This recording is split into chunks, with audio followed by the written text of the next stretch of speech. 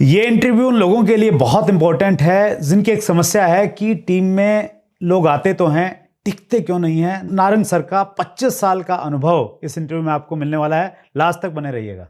दोस्तों नमस्कार, आदाब, सत श्री अकाल। चैट विद सुरेंद्र वत्स के नए एपिसोड में आप सबका स्वागत है। एक बार फिर एक बड़ा दिन हमारे लिए।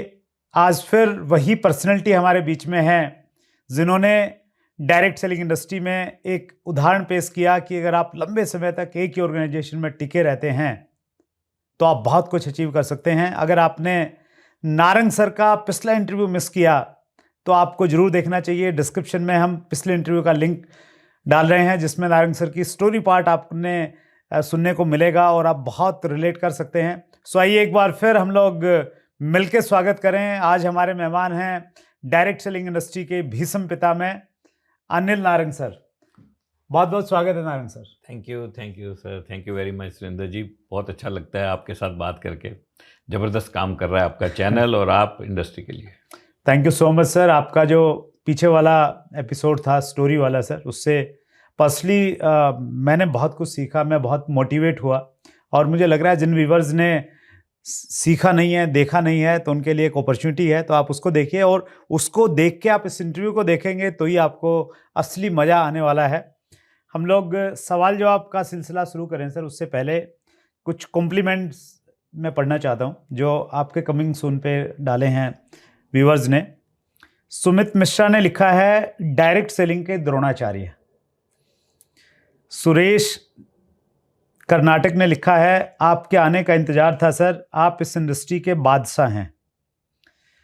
विनोद पटेल ने लिखा है लीजेंड इज कमिंग।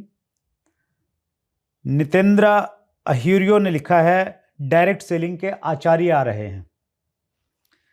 उबरेश शौरी ने लिखा है king of direct selling. R K Yadav ने लिखा है लीडरों के लीडर। आर डी एम्बे ने लिखा है थैंक्स सर, आप आ रहे हैं। देवेंद्र अरोड़ा ने लिखा है एक ऐसी शख्सियत से नॉलेज मिलना बड़े सौभाग्य की बात है। इनसे जितना जान सको जान लो, खजाना है इनके पास। नेटवर्क मार्केटिंग के सुपरस्टार को सत सत नमन। सैयद महमूद सोहेल अफजल ने लिखा है गोट। गोट का जो मीनिंग रहता है greatest of all times. Greatest of all time, yes. Great GOAT of network marketing, Narang sir and Bindu ma'am.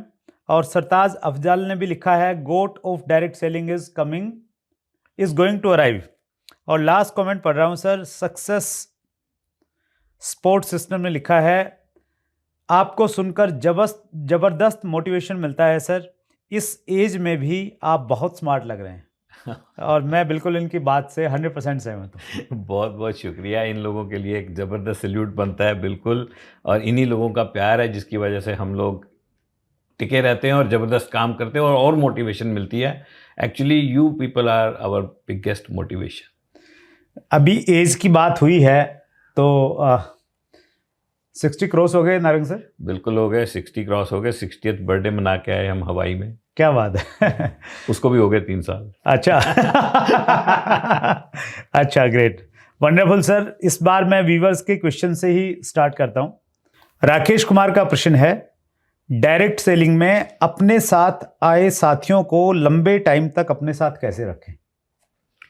बड़ा ही शानदार प्रश्न है। लोग डायरेक्ट सेलिंग में आ तो जाते हैं लेकिन उनको कैसे टिका के रखना है वो बहुत इम्पोर्टेंट है सर।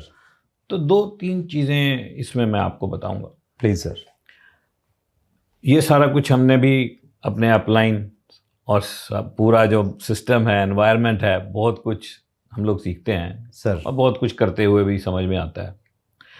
तो सबसे पहली बात तो मेरे को ये लगती है कि जब भी कोई नया इंसान आपके बिजनेस में ज्वाइन करता है, आपका पार्टनर बनता है, तो आपको पूरी तरह से उसके बारे में सोचना चाहिए और आपके पास एक पूरा प्रोसेस होना चाहिए कि एक नए बंदे को किस तरह से हम शुरू से धीरे धीरे बिल्ड करके एक छोटी सी सक्सेस का मजा दे सकते हैं। ओके।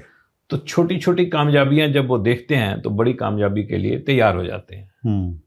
ये तो सबसे पहला छोटी कामयाबी मतलब जैसे उसको थोड़ी इनकम आ गई, मान लो 5,000 रुपए की इनकम उसको आ गई, 10,000 रुपए की इनकम में पहुंच गया, राइट, या कैसे पहुंचेगा उसको बताना, उसको सही दिशा दिखाना, डायरेक्शन सही देना नए बंदे को। या कुछ रिकॉग्निशन भी मोटिवेट कर सकता है उसको। बहुत इंपॉर्टेंट है उसको छोटे छोटे अचीवमेंट के लिए रिकॉग्नाइज करना। तो ये तो है getting started a new person is important, लेकिन उसके बाद ओवरऑल जब आप लोगों के साथ एक प्यार का माहौल बनाते हो और उनके बारे में ज्यादा सोचते हो, अपने बारे में कम सोचते हो, ये फीलिंग्स तो पता लगी जाती है कि ये जो लीडर है ये स्वार्थी सिर्फ अपने लिए सोच रहा है या अपनी टीम के लिए ज्यादा सोचता है।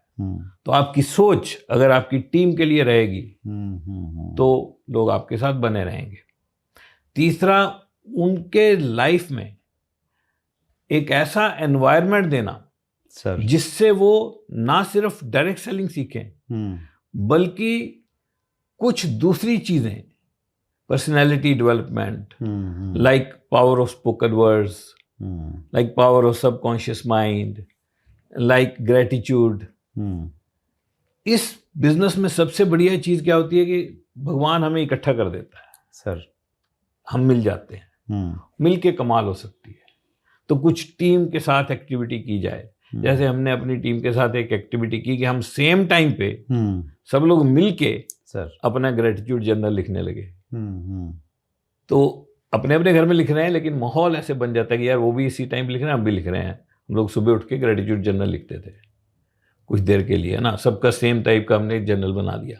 तो वो जो एक एक्स्ट्रा एक्टिविटीज हैं बिजनेस से हट के, वो भी बांध के रख, उसका टेस्ट उसको और कहीं मिला नहीं अब तक लाइफ में, मिला नहीं, मिलेगा भी नहीं। एक अच्छा इंसान बनने में मदद करता है कि उसके फैमिली के साथ रिलेशनशिप इंप्रूव हो जाते हैं, उसके बच्चों के साथ रिलेशनशिप इंप्रूव हो जाते हैं, उसको गोल सेटिंग घर में एनवायरनमेंट बन जाता है, किताबें पढ़ने लगता है, सीढ़ियाँ सुनने लगता है, उसके बच्चे किताबें पढ़ने लगते हैं, उसके बच्चे गोल सेटिंग करने लगते हैं, अच्छी चीज़ें सीखते हैं।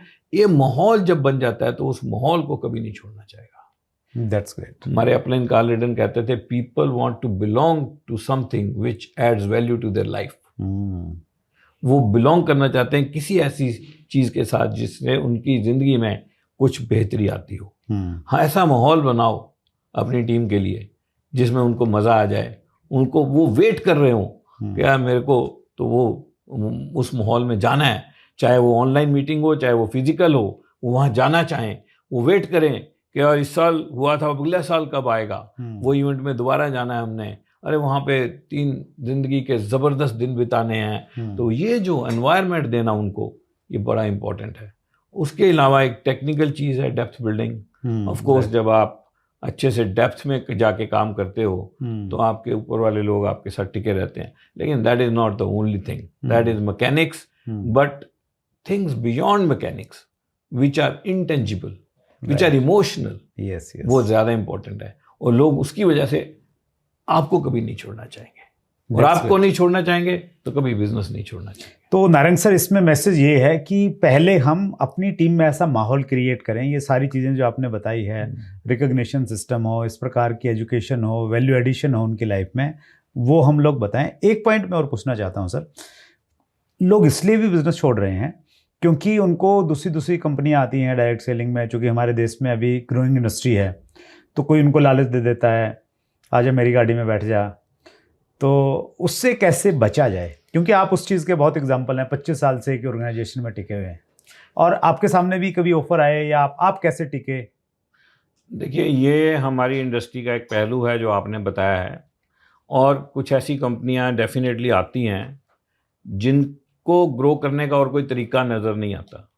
उन्हें लगता है यार अपनी खुद की ज्वाइनिंग तो हम नहीं करवा सकते, या जो लोग हमें ज्वाइन करेंगे एक एक करके उनको अचीव नहीं कर पाएंगे, हमारा इतना तो दम नहीं है। तो उनको शॉर्टकट बड़ा अच्छा लगता है, तो कहते हैं यार बना बनाया लीडर खरीद लो, उसको पैसे दे दो, उसको खरीद लो और अपनी कंपनी चला लो। लेकिन इसमें मैं आपको ये बताना चाहता हूं कि जो डिस्ट्रीब्यूटर सर अपने अपलाइन के साथ और अपने डाउनलाइन के साथ इंटैक्ट है, प्यार से जुड़े हुए हैं, दिल की गहराइयों से जुड़े हुए हैं, वो नहीं छोड़ते हैं। यस। बहुत देखा है हमने, बहुत सारे लोगों को देखा है, लोग गए वही हैं जो डिटैच हो गए थे, जो पहले ही अलग हो गए थे, अलग होके काम कर रहे थे। और दूसरे वो लोग जाते हैं जिनका बिजनेस अपनी पुरानी कंपनी में बढ़िया से नहीं चल रहा होता, कारण जब वो अटैच ही नहीं होंगे। अगर ये एक माहौल है, प्रेम प्यार से बिजनेस बनता है, रिलेशनशिप से बनता है, रिलेशनशिप बॉटम लाइन है। हमारे अपलाइन कहा करते थे, if you will keep thinking about your goal you will never achieve them, if you will keep thinking about the goals of your down line your goals will automatically be achieved. Wonderful. आपके तो अपने आप ही हो जाएंगे। तो जब आपके साथ प्यार प्रेम से आप बिजनेस करते हो, और जब एक डिस्ट्रीब्यूटर अपने अपलाइन के साथ पूरी तरह अटैच है और डाउनलाइन के साथ भी पूरी तरह अटैच है, वो नहीं जाएगा। हमने भी लोगों को जाते देखा है, लेकिन उन्होंने ऐसे लोग गए जिन्होंने अपने अपलाइन से बात ही नहीं करी थी एक साल, दो साल से, और अपने डाउनलाइन में भी ज्यादा लोगों के साथ नहीं थे कनेक्ट में। राइट। कुछ ही लोगों के साथ थे। तो वो माहौल बनाना पड़ेगा सर बेसिकली। अगर वो माहौल बनाएंगे हम लोग अपनी टीम में तो फिर लोग नहीं जाएंगे। बिल्कुल, माहौल चाहिए, ज़बरदस्त माहौल चाहिए जिसमें लोगों को अच्छा लगता हो, मज़ा आता हो, कुछ नई चीज़ें सीखने को मिलती हैं। उसके लिए लीडर को भी ग्रो करना पड़ता है, उसे खुद भी पढ़ना पड़ता है और उसको भी नई चीज़ें सीखनी पड़ती हैं। हम जो कुछ इस बिजनेस में सिखा रहे हैं हमें खुद नहीं आती थी। Wonderful sir. रोहित श्रीवास्तव का प्रश्न है सर, एक नए डिस्ट्रीब्यूटर की शुरुआत कैसे करवाएं कि वो लंबे समय तक टीम के साथ बने रहें, क्योंकि आजकल जितनी आसानी से लोग नेटवर्क मार्केटिंग ज्वाइन करते हैं उतनी आसानी से इसे छोड़ देते हैं। मार्गदर्शन करें सर। मिलता जुलता सा प्रश्न है सर हालांकि, लेकिन इसमें एक नई चीज़ ये है कि एक नए डायरेक्ट सेलर की शुरुआत, स्टार्टिंग स्टेप्स क्या होने चाहिए सर? सुरेंद्र जी देखिए, हमारा जो बिजनेस है ना, ये एक ऐसी नाव की तरह है सर जो दो चप्पू से चलती है। ठीक है, अगर हम एक चप्पू रोक देंगे और एक मारते रहेंगे तो वहीं घूमती रहेगी, आगे नहीं बढ़ पाएगी। अब इसको रोक दिया, इसको मारते रहेंगे तो इधर को घूमती रहेगी, आगे फिर भी नहीं बढ़ पाएगी। तो सबसे पहले हमें ये समझना पड़ेगा कि हमें ये दोनों चप्पू साथ साथ चलाने हैं सर। हम ये नहीं कह सकते कि ये चप्पू प्रोडक्ट्स का है तो हम पहले प्रोडक्ट्स सिखा दें। हम ये नहीं कह सकते कि ये चप्पू सिस्टम का है तो पहले हम सिस्टम सिखा दें। ये दोनों हैंड इन हैंड चलने चाहिए। तो हमारे बिजनेस में दो पहलू हैं जो डिस्ट्रीब्यूटर को कामयाब कराते हैं सर।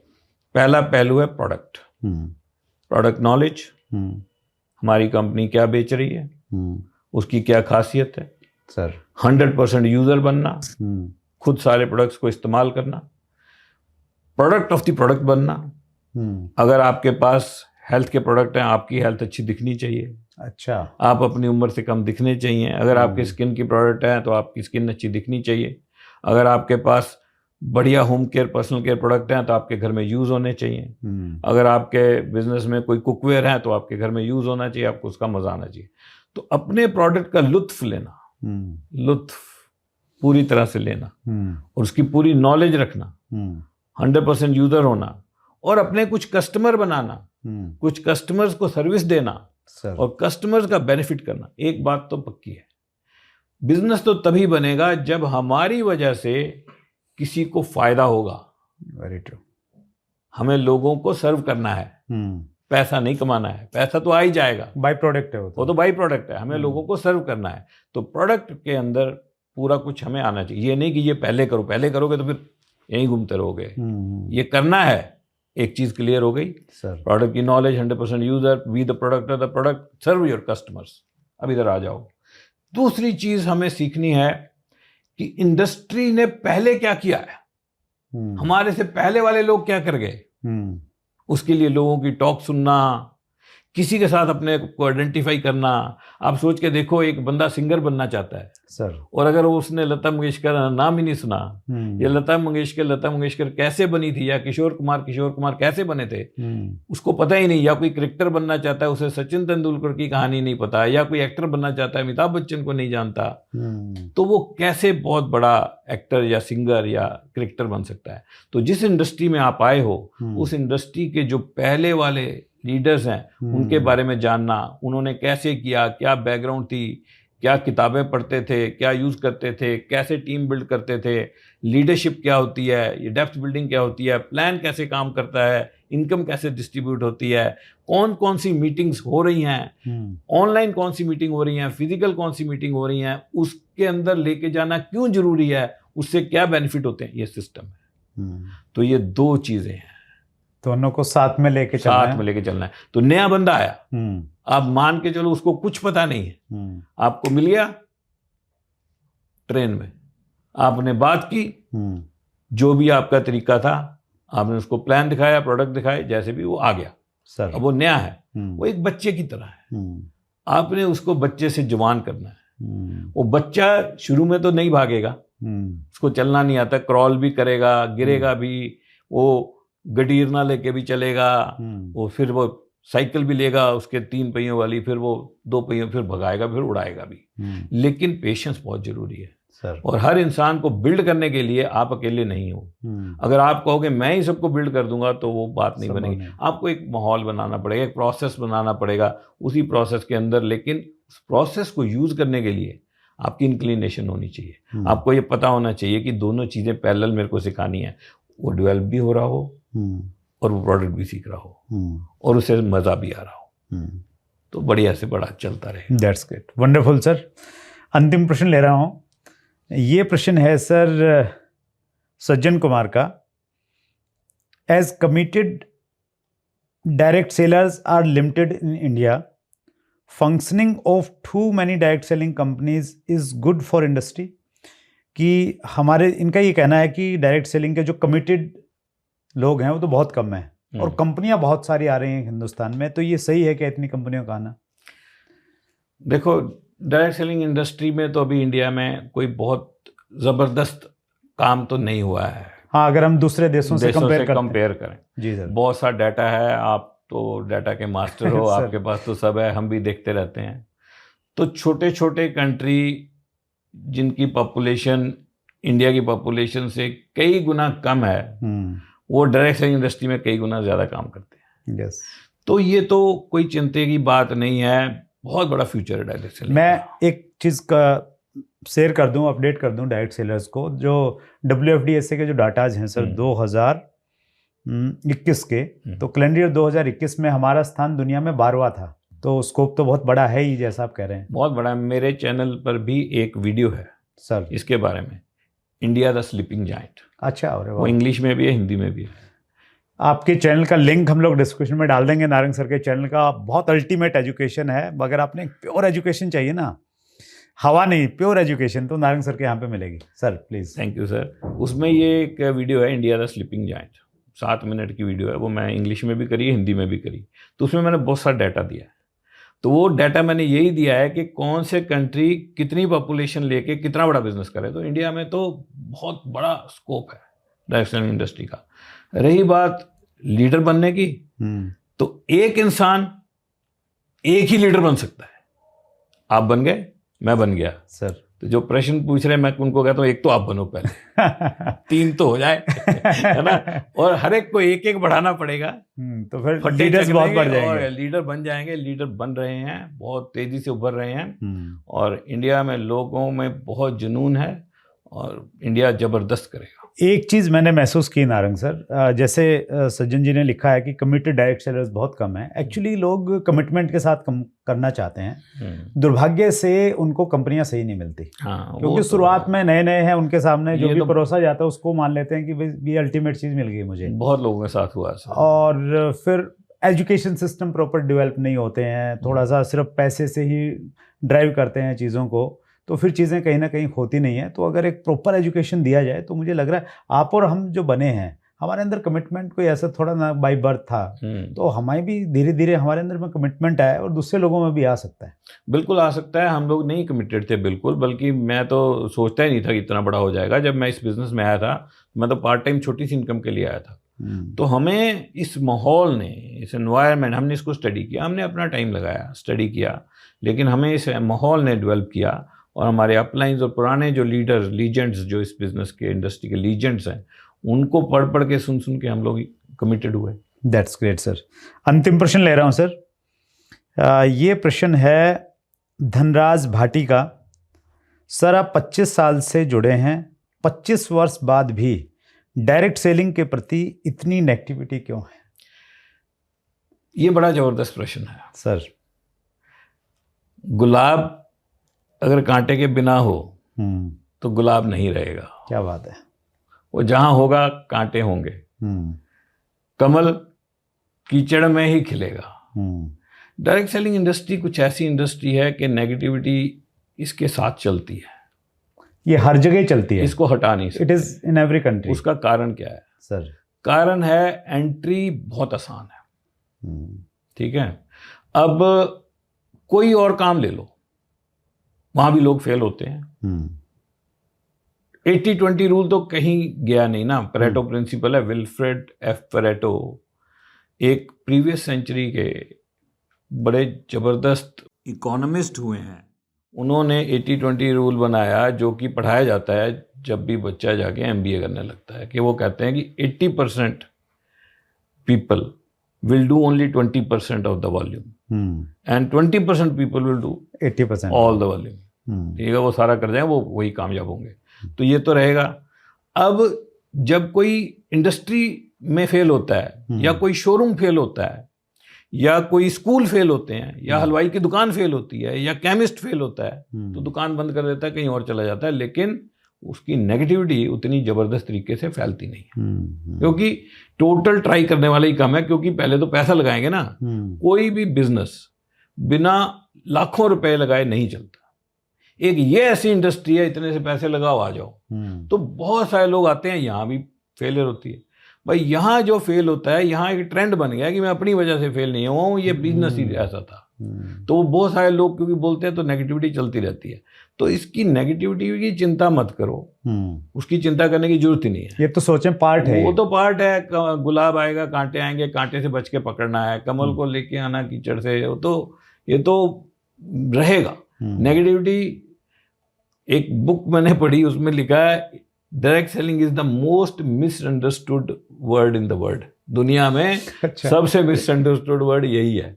तो ये मिसअंडरस्टूड है। जो पॉजिटिव है वो भयंकर पॉजिटिव है, जो नेगेटिव है वो नेगेटिव है। लेकिन जब हमारे सामने बैठते हैं तो नेगेटिव नहीं बोलते। आपको एक कमाल की बात बताऊं सर, मैं जो मेरे को नया बंदा ज्वाइन करता है और जो मेरे को कहता है दुनिया नेगेटिव है, कैसे काम करूं, मैंने कहा जो तेरा सबसे नेगेटिव बंदा है उससे पहले मिला दे। उसकी नेगेटिविटी समझ लेते हैं तो वो मिलाता है, कभी कोई नेगेटिव बोलता नहीं है। तो negativity in direct selling is not true negativity, it is fake negativity.